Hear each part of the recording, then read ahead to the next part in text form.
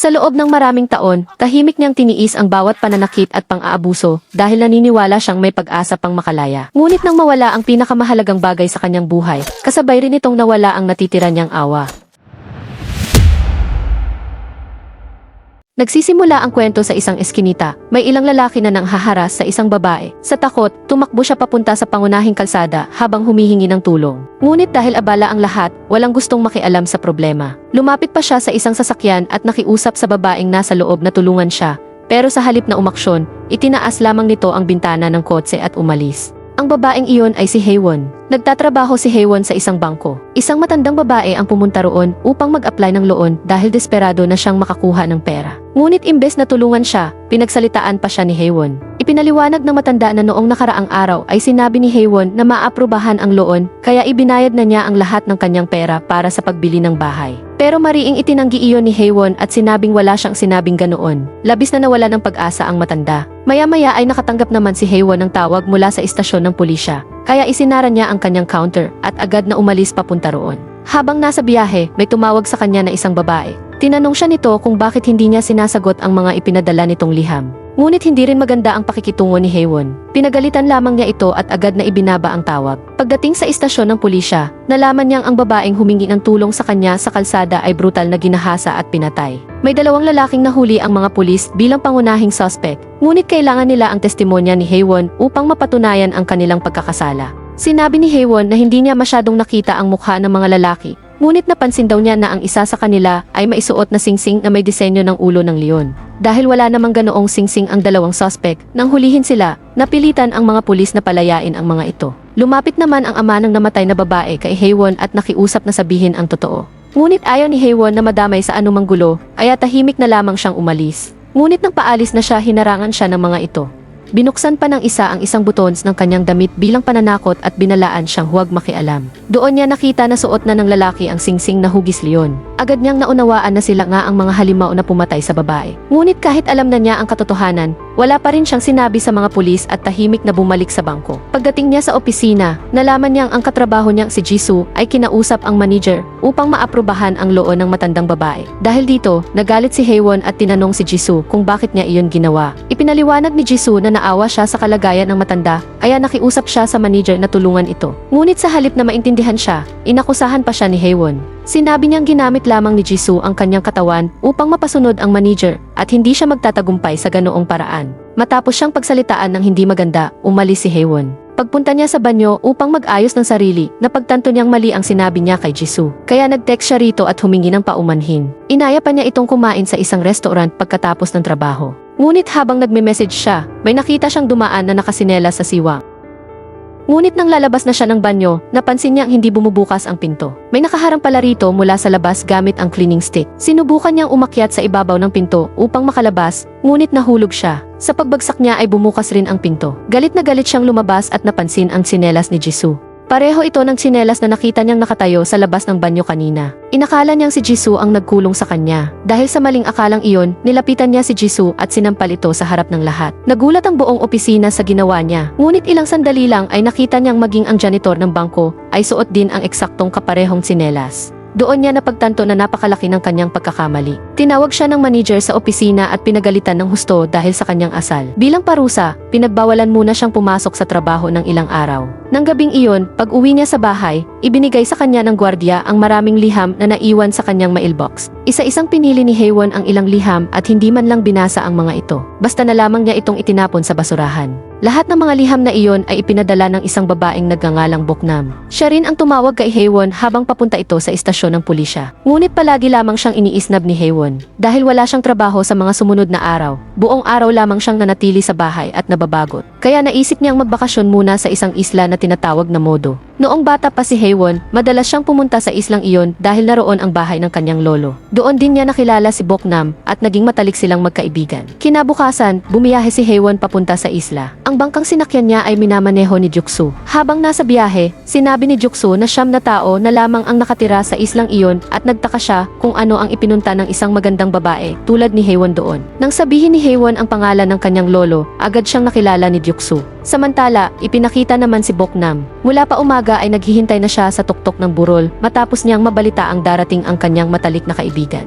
Nang matanaw niya sa malayo ang bangkang sinasakyan ni Haewon, halos hindi siya mapakali sa sobrang saya. Pagkadaong ng bangka ni Haewon, agad siyang nilapitan ni Boknam at mahigpit na niyakap. Ngunit sinaway siya ni Juksu at sinabing huwag niyang hawakan si Haewon gamit ang marurumi niyang kamay. Kaya agad siyang bumitaw at kinuha na lamang ang mga bagahe ni Haewon. Matagal na ring hindi nakakabalik si Haewon sa islang iyon, kaya lumapit ang iba pang mga residente upang makita siya. Masaya silang lahat sa kanyang pagdating. Ipinakilala naman ni Boknam si Haewon sa kanyang asawa na si Manjong, gayon din sa kapatid ng asawa nitong si Choljong. Ilang sandali pa ay dumating ang tiyahin ni Manjong. Nang marinig niyang tinatawag ni Boknam ang kanyang asawa sa pangalan nito, pinagalitan niya agad si Boknam. Habang masaya ang halos lahat sa pagdating ni Haewon, ang tiyahin lamang ang halatang hindi natutuwa. Sinabihan niya ang lahat na bumalik na sa kanilang gawain. Pagkatapos noon, sinamahan ni Boknam si Haewon hanggang sa bahay ng kanyang lolo. Maya-maya ay dumating ang isang batang babae na ang pangalan ay Yunhee. Sinabihan ni Boknam ang kanyang anak na batiin si Haewon, ngunit dahil sa sobrang hiya ay agad itong tumakbo palayo. Tinanong ni Haewon kung anong grade na ang bata. Ipinaliwanag ni Boknam na 10 taong gulang na si Yunhee, pero hanggang ngayon ay hindi pa rin ito nakakapag-aral. Pangarap niyang makapasok sa paaralan ang kanyang anak, ngunit mahigpit itong tinututulan ng tiyahin nila at maging ng kanyang asawang si Manjong. Upang ilihis ang usapan, napansin ni Haewon na 15 taon nang walang nakatira sa bahay ng kanyang lolo, ngunit napakalinis pa rin ito. Masayang sinabi ni Boknam na 3 araw niyang nilinis ang buong bahay bilang paghahanda sa pagdating ni Haewon. Nang marinig iyon, natuwa si Haewon. Pagkatapos noon, umuwi muna si Boknam upang kumuha ng pagkain. Samantala, dahil sa pagod sa biyahe, pagbalik ni Boknam at makita siyang ganoon, nahiga si Haewon sa sahig at nakatulog. Maingat niya itong inayos ng higaan at marahang inalis ang buhok na nakatakip sa mukha nito. Kitang-kita kung gaano kalalim ang pagmamahal at pag-aalaga niya kay Haewon. Nang gabing iyon, habang naghahapunan ang pamilya ni Boknam, sinabi ni Manjong na aalis siya mamayang gabi upang mangisda. Pagkarinig niyon, agad na nagsabi si Yunhee na gusto rin niyang sumama sa kanyang ama. Nang makaalis na ang mag-ama para mangisda, lumabas naman si Choljong mula sa kanyang silid at pumasok sa kwarto ni Boknam. Doon ay brutal niyang ginahasa si Boknam. Ang mas nakakagulat, wala man lang itong ipinakitang paglaban na para bang normal na lamang sa kanya ang ganitong pangyayari. Alam na alam din ni Manjong ang ginagawa ng kanyang kapatid. Nang makabalik si Manjong at Yunhee mula sa pangingisda, napansin ni Boknam na wala na naman silang nahuling isda. Sinabi niya sa asawa, taga-isla ka pero hindi ka man lang marunong mangisda. Dahil doon ay nagalit ng husto si Manjong. Isinara niya ang pinto at walang awang binugbog si Boknam sa loob ng bahay. Habang nangyayari iyon, nakaupo lamang si Yunhee sa labas. Naririnig niya ang bawat sigaw ng kanyang ina, ngunit tila wala na itong epekto sa kanya. Kinabukasan ng umaga, nagtutulungan sina Manjong, Choljong at Boknam sa pagkukumpuni ng bahay ng kanilang tiyahin. Ngunit si Boknam halos ang gumagawa ng lahat ng mabibigat na trabaho. Kahit gusto niyang magpahinga sandali, hindi siya pinayagan. Lumapit pa ang tiyahin at pinagalitan siya. Matapos niyang tapusin ang lahat ng gawain roon, naghanda naman siya ng pagkain para kay Haewon. Sinabi ni Haewon na hindi na niya kailangang magpakapagod pa dahil kaya na niyang magluto para sa sarili. Ngunit mariing tumanggi si Boknam. Hiningi pa niya ang lahat ng maruruming damit ni Haewon upang siya na ang maglaba. Ayaw niyang masira ang magaganda nitong kamay. Kahit pagod na siya sa buong araw na trabaho, nilabhan pa rin niya ang lahat ng damit. Pagsapit ng gabi, magkasama sina Haewon at Boknam na naligo sa lawa. Katulad noong mga bata pa sila, masaya silang naglaro at nagsaya sa tubig. Kinabukasan, naglibot si Haewon sa paligid ng isla. Napansin niyang mayroon ng maliit na telephone tower doon. Noon kasi ay wala silang anumang linya ng telepono, pero ngayon ay mayroon na. Habang naglalakad siya, napunta siya sa likod ng isang lumang bahay kung saan may maliit na kagubatan. Doon ay nakita niyang papalapit si Choljong. Dahil sa takot dinampot niya ang basag na salamin upang ipagtanggol ang sarili. Habang unti-unting lumalapit si Choljong, kitang-kita sa kanyang mukha ang pagnanasa kay Haewon. Papalapit na siya ng papalapit nang biglang dumating si Yunhee. Dahil dito ay nakaligtas si Haewon sa masamang balak ni Choljong. Pagkatapos noon, masayang naglaro at nagpalipas ng oras sina Haewon at Yunhee. Ngunit bigla na lamang sinabi ng bata na gusto niyang lumaki rin ang kanyang dibdib tulad ng kay Haewon. Natawa na lamang si Haewon sa narinig niya. Samantala, may isang Magdalena na dumating sa isla sakay ng bangka. Ang pangalan niya ay Miran. Siya ay ipinatawag mismo ni Manjong. Pagdating ni Miran, isinara ni Manjong ang pinto ng kanyang bahay at doon niya tinupad ang kanyang pagnanasa kasama ang babae. Samantala, tahimik lamang na nakaupo si Boknam sa balkonahe habang kumakain ng kanyang pagkain. Eksaktong oras ding iyon nang dumating sina Haewon at Yunhee. Pagkarinig ni Haewon sa mga ingay na nagmumula sa loob ng bahay, agad niyang naunawaan kung ano ang nangyayari at labis siyang nagulat. Nang makita ni Boknam ang kanyang anak, agad niya itong inilayo roon. Sa mga sinabi ni Yunhee, malinaw na kilalang kilala niya si Miran. Ibig sabihin, hindi ito ang unang pagkakataong pumunta ang babae sa isla. Bagamat hindi pa lubos na naunawaan ni Yunhee ang nangyayari sa loob ng bahay, alam niyang mahal ng kanyang ama si Miran at ayaw niyang mangyari iyon. Ang mas nakakagulat pa, dumating din doon ang tiyahin nila. Ngunit para sa kanya, tila normal lamang ang lahat ng nangyayari. Sinabihan ni Boknam si Haewon na ilayo muna si Yunhee sa lugar. Nang matapos ang ginagawa nila sa loob at lumabas na si Miran, bigla siyang sinugod ni Yunhee at sinaktan bago tumakbo pabalik sa bahay. Nakita ni Miran ang malungkot na mukha ni Boknam kaya sinabi niyang hindi naman talaga niya gustong pumunta sa islang iyon. Ngunit 3 beses na mas malaking halaga ang ibinayad ni Manjong sa kanyang amo, kaya wala siyang nagawa kundi sumunod. Humingi pa siya ng tawad kay Boknam. Ngunit sinabi ni Boknam na wala itong dapat ipagpaumanhin. Ang tunay na halimaw ay ang sarili niyang asawa. Sinabi naman ni Miran na bakit hindi na lamang siya tumakas. Maaari niyang isama si Yunhee at pumunta sa Seoul. Kapag naroon na sila, wala nang makakahanap sa kanila. Nangako pa siyang tutulungan niya silang makatakas. Ngunit tumanggi si Boknam. Ayaw niyang ilayo ang kanyang anak sa ama nito. Pagkatapos noon, pumunta siya sa kanilang mga pukyutan upang mangolekta ng pulot. Mula sa malayo ay inutusan siya ni Manjong na magluto na ng pagkain. Narinig iyon ni Boknam, ngunit ipinagpatuloy pa rin niya ang kanyang ginagawa. Dahil dito ay nagalit si Manjong. Dumampot siya ng bato at ibinato ito kay Boknam. Dahil sa tama ng bato, nabuksan ang kahon ng mga pukyutan at nagsilabasan ang napakaraming bubuyog na dumapo sa buong katawan ni Boknam. Kahit ganoon na ang nangyari, pag-uwi niya ng bahay ay binato pa siya ni Manjong. Sa kabila ng lahat ng pananakit at pagpapahirap na dinaranas niya, wala pa ring maisagot si Boknam sa kanyang asawa. Para bang wala nang normal sa islang iyon. Wala ring halaga ang kanyang nararamdaman sa paningin ng mga taong nakapaligid sa kanya. Pinilit niyang kalimutan ang lahat ng nangyari at pumunta siya sa bahay ni Haewon. Tinanong siya ni Haewon kung bakit nananatili pa rin siyang tahimik kahit mismong sa sarili niyang bahay ay may ibang babaeng kinakasama ang kanyang asawa. Tahimik na sumagot si Boknam na wala siyang magagawa. Sino ba ang mag-aalaga sa kanya? Hindi naman siya maisasama ni Haewon. Sinabi ni Haewon na isa na siyang ganap na may sapat na gulang at kayanan niyang alagaan ang kanyang sarili. Hindi lubos na naunawaan ni Boknam ang mga sinasabi ni Haewon. Kaya matapos niyang makasama ito at kahit paano'y makalimutan ang lahat ng kanyang paghihirap, umuwi na rin siya sa kanilang bahay. Habang nag-aayos siya ng mga sinampay, may napansin siya sa bulsa ng pantalo ng kanyang asawang si Manjong. Isang panloob ng batang babae ang naroon. Nang makita iyon, tuluyan siyang natulala sa pagkabigla.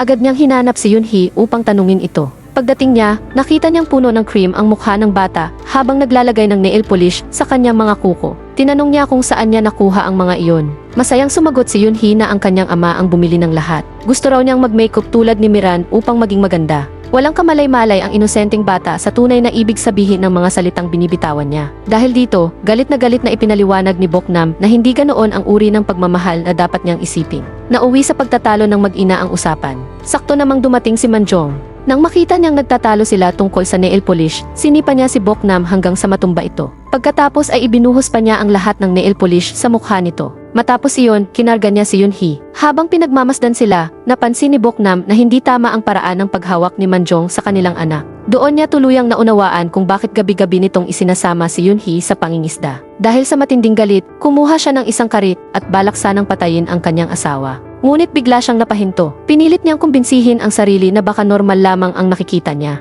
Isang ama lang naman ang may kargang anak, kaya marahil ay wala siyang dapat pagdudahan. Sa dami ng gumugulo sa kanyang isipan, umalis siya at dumiretso sa bahay ni Haewon. Nang makita ni Haewon ang kanyang namamagang mukha, agad nitong tinanong kung ano ang nangyari. Nakiusap si Boknam kung maaari ba siyang isama ni Haewon sa lungsod, pati na rin ang kanyang anak na si Yunhee. Sumagot si Haewon na sa susunod na pagbalik niya sa isla ay sa kanya sila isasama. Ngunit nakiusap si Boknam. Ipinaalala niyang 15 taon na ang nakalipas ay nangako si Haewon na dadalhin siya sa lungsod. Kung hindi man siya, kahit si Yunhee na lamang ang isama nito. Nagtaka si Haewon at tinanong kung bakit ganoon na lamang ang kanyang pagmamakaawa. Napaiyak si Boknam habang sinasabing sisirain ni Manjong ang kanyang anak. Sa halip na paniwalaan siya, nagalit si Haewon. Hindi niya matanggap na magagawa ng isang ama ang ganoong klaseng kasamaan sa sarili nitong anak. Sinabi niya kay Boknam na alam niyang gusto nitong makaalis sa isla, pero hindi niya akalaing gagawa pa ito ng ganoong klaseng kwento at idadamay pa ang sariling anak. Habang nag-uusap sila, narinig ng isang kapitbahay ang lahat ng kanilang sinabi. Agad nitong isinumbong ang usapan sa tiyahin. Kinabukasan, nakita ni Haewon si Yunhee at tinanong niya ito kung bakit gusto nitong agad lumaki ang kanyang dibdib. Simple lamang ang sagot ng bata. Hindi mo ba alam? Kapag malaki na ang dibdib ng babae, saka siya minamahal. Nagulat si Haewon sa narinig kaya muli siyang nagtanong, mahal ka rin ba ng tatay mo? Hindi sumagot si Yunhee. Tahimik lamang itong umiti. Sa simpleng ngiting iyon ng isang musmus na bata, tila nanlamig ang buong katawan ni Haewon. Maya-maya ay dumating ang kapitbahay kasama ang tiyahin.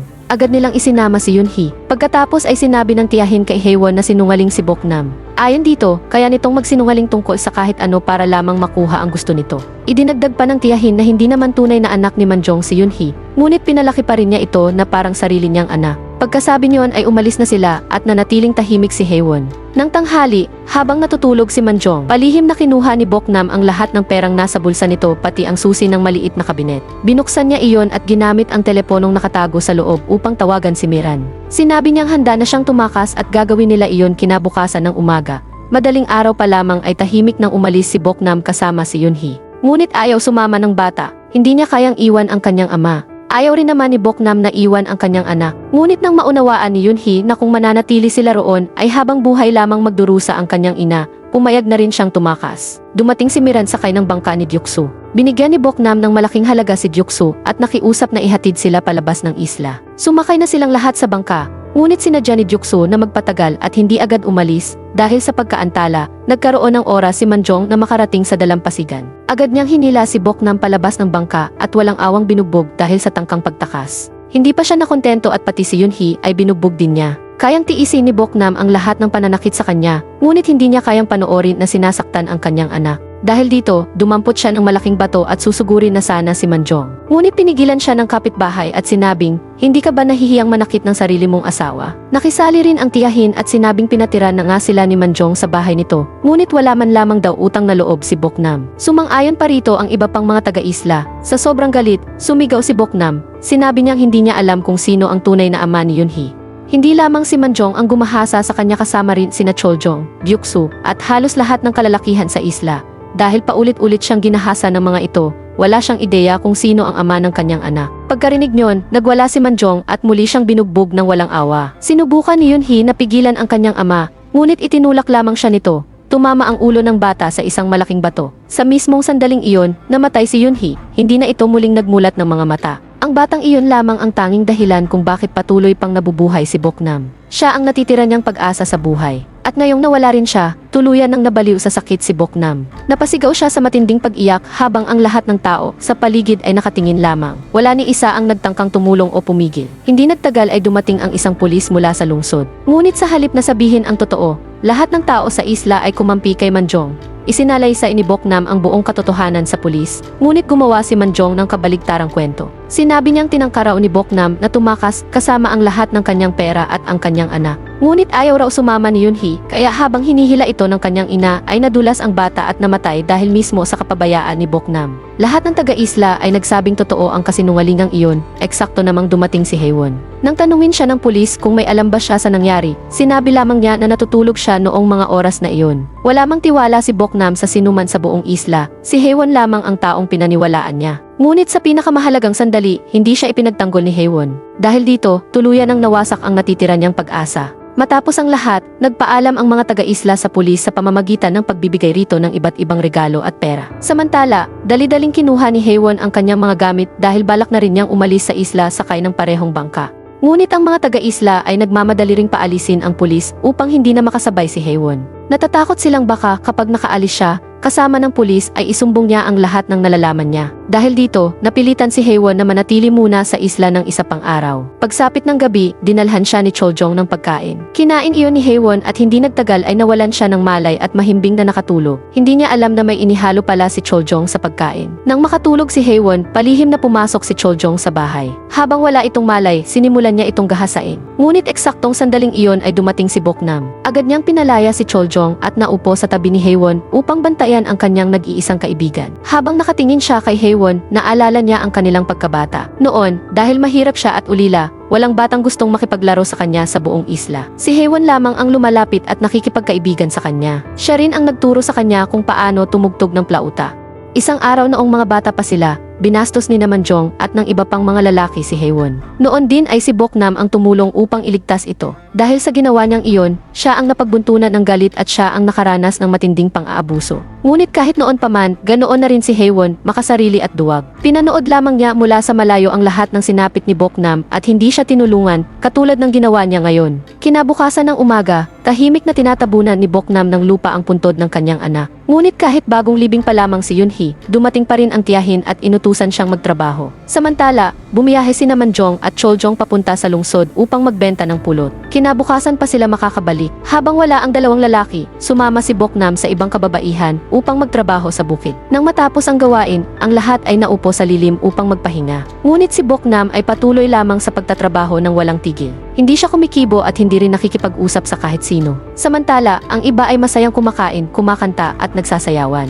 Kahapon lamang namatay ang isang musmus na bata, ngunit tila walang sinuman sa kanila ang nagdadalamhati o nakararamdaman lang ng lungkot. Makalipas ang ilang sandali, umuwi ang tiyahin upang kumuha ng isda para sa lahat. Naiwan si Boknam na mag-isang nagtatrabaho, bigla siyang huminto. Tahimik siyang tumingala at matagal na nakatingin sa araw. Para bang may malalim siyang pakikipag-usap dito habang hinahayaan niyang damhin ng kanyang katawan ang init ng sikat nito. Pagkatapos ay mahinahon siyang lumapit sa iba at uminom ng tubig. Nang makita ng mga babae ang kanyang kakaibang kilos, pinagtawanan lamang nila siya. Sa mismong sandaling iyon, dinampot ni Boknam ang isang karit at sa isang iglap ay tinaga niya ang babae sa liig na agad nitong kinamatay. Nagulat ang lahat sa biglang pagsabog ng kanyang galit at nagsimula silang tumakbo upang makatakas. Ngunit hindi natitigil si Boknam. Isa-isa niyang hinabol at pinatay ang dalawa pang babae gamit ang karit. Samantala, nang makabalik ang tiyahin dala ang isda, nakita niya ang madugong eksena. Sa sobrang takot ay tumakbo papunta sa kagubatan upang magtago. Tinabunan naman ni Boknam ng lupa ang mga bangkay. Buong hapon ay malakas ang ulan. Nanatiling nakatago ang tiyahin sa kagubatan buong magdamag. Kahit hanapin siya ni Boknam buong gabi, hindi niya ito natagpuan kaya umuwi na lamang siya. Kinabukasan ay sumikat ang maliwanag na araw. Ganap nang nagkamalay si Haewon at naghanda na siyang umalis sa isla. Inimpake niya ang kanyang mga gamit at sinubukang tumawag gamit ang kanyang cellphone. Ngunit wala itong signal. Kaya pumunta siya sa may telephone tower. Ngunit natuklasan niyang pinutol ni Boknam ang lahat ng koneksyon. Habang naroon siya, biglang lumabas ang tiyahin at tinakpan ang kanyang bibig upang hindi siya makasigaw. Ngunit nakapag-ingay pa rin si Haewon at narinig iyon ni Boknam. Nagmamadaling sinabi ng tiyahin kay Haewon na manahimik dahil malapit nang bumalik si Namanjong. Ngunit dumating na rin si Boknam. Sa isang malakas na sampal ay nawalan ng malay si Haewon.